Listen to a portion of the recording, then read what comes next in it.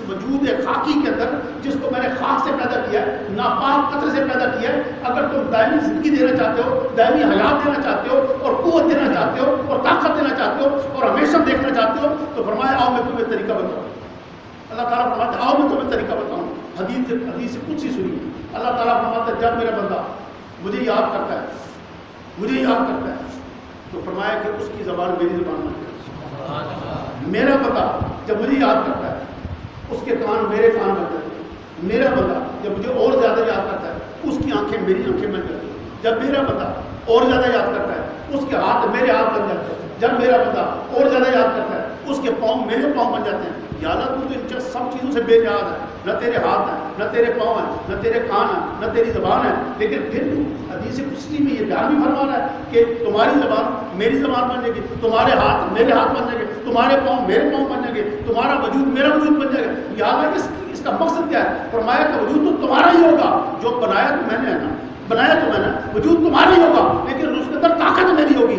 جب میں طاقت دوں گا اور جب تمہاری زبان میری طاقت سے بولے گی، جب تمہاری آنکھ میری طاقت سے دیکھے گی، جب تمہارے پاؤں میری طاقت سے چلیں گے، جب تمہارے ہاتھ میرے ہاتھ سے کام کریں گے، فرمایا کہ پھر تم دنیا کو بھی اپنے ہاتھوں میں اٹھا لو تو تم سمجھو کہ ہم نے کھلونا اٹھایا ہے. اللہ تبارک و تعالیٰ انسان کو جب وہ اپنی طاقت دیتا ہے نا، وہ دیتا ہے، تو اللہ تبارک و تعالیٰ فرماتا ہے کہ اے بندے بظاہر دیکھو نا، انسان دنیا میں جب پیسہ کماتا ہے تو کس لیے کہ میں زمین خرید کے مکان بنا کے اپنے بچوں کو دوں، یا شادی کر کے ان کو رہنے کے لیے دوں. کراچی کے اندر، لاہور کے اندر، فیصل آباد کے اندر، شہر لاہور پنڈی اسلام آباد کے اندر پلاٹ لینا کوئی آسان بات ہے. 1 کنال کا پلاٹ لینے جاؤ تو سمجھ آئے گی کروڑوں روپے کا پلاٹ، 1 کنال کا پلاٹ کروڑوں روپے. تو اللہ تعالیٰ فرماتا ہے کہ اے بندے جب تو میری رضا پر راضی رہ کر عبادت کر کے میرے پاس آئے گا تو جنت میں تجھے اتنے محل دوں گا کہ دنیا کے اندر اس کا تصور بھی نہیں کیا سکتا.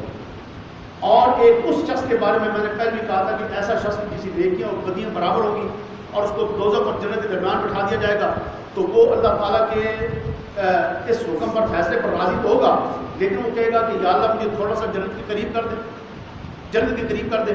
جب جنت کے قریب ہوگا تو اللہ تعالیٰ فرمائے گا ٹھیک ہے جنت کے قریب ہو جا.